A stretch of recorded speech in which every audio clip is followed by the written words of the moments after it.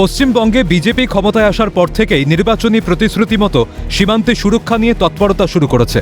সীমান্ত সমস্যা মেটাতে ফের রাজ্যে কেন্দ্রীয় স্বরাষ্ট্রমন্ত্রী অমিত শাহ।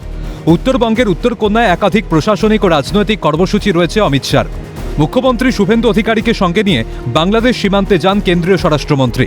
সীমান্ত সুরক্ষা পর্যালোচনার সঙ্গেই উদ্বোধন করলেন ৭৭ কোটির প্রকল্পের। শিলিগুড়িতে সীমান্তরক্ষী বাহিনীর শীর্ষ কর্তাদের সঙ্গে ভারত বাংলাদেশ সীমান্তের নানা বিষয় নিয়ে দীর্ঘ আলোচনা করেন তিনি। এদিন শিলিগুড়ির অদূরে ফুলবাড়ি লাগোয়া জুম্মাগজ সীমান্ত চৌকি পরিদর্শন করেন অমিত শাহ। পাশাপাশি বৃক্ষরোপণও করেন তিনি। অত্যাধুনিক দূরবীক্ষণ যন্ত্রে সেনাদের সহযোগিতায় ওপারে বাংলাদেশের বাংলাবান্ধা স্থলবন্দর ও সীমান্ত চৌকি দেখেন। সেটি বাংলাদেশের পঞ্চগড় জেলার তেঁতুলিয়া উপজেলায় অবস্থিত একমাত্র স্থলবন্দর। ওই বন্দর দিয়ে বাংলাদেশ ভারত ছাড়াও ভুটান ও নেপালের সঙ্গে বাণিজ্য করে থাকে। এদিন জুম্মাগজ সীমান্ত চৌকিতে বসে সেনা জওয়ানদের সঙ্গে চা চক্রেও যোগ দেন অমিত শাহ।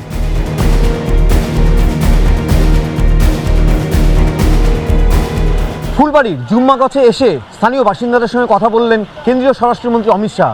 প্রায় ১ ঘণ্টাখানেক তিনি কিন্তু বাসিন্দাদের সঙ্গে কথা বলার পাশাপাশি বিএসএফ কর্তাদের সঙ্গে কিন্তু তিনি কথা বলেন, এমনটাই কিন্তু জানা যাচ্ছে।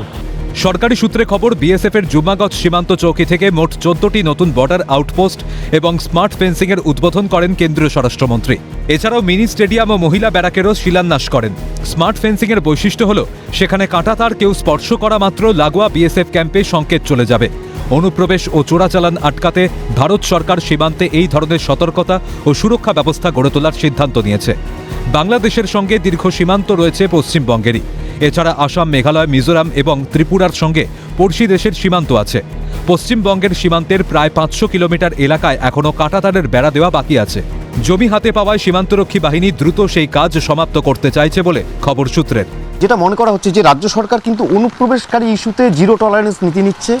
একটাও অনুপ্রবেশকারী যেন ভারতের থেকে সুযোগ সুবিধে না পায় সেদিকে সচেষ্ট, এবং পাশাপাশি যাতে কোনো অনুপ্রবেশকারীর নাম এই যে তোমার এসআইয়ের আবহে যে রীতিমতো ভুয়ো জন্ম মৃত্যু সার্টিফিকেট যে জারি করা হয়েছে সেগুলো যে বাতিলের পাশাপাশি যে এই যে তোমার যে সমস্ত খোলা সীমান্ত রয়েছে, অর্থাৎ মালদা থেকে শুরু করে উত্তর দিনাজপুর, দক্ষিণ দিনাজপুর, কোচবিহার, জলপাইগুড়ির কিন্তু বিস্তীর্ণ এলাকা রয়েছে যেখানে কাঁটাতারের বেড়া দেওয়া যায়নি।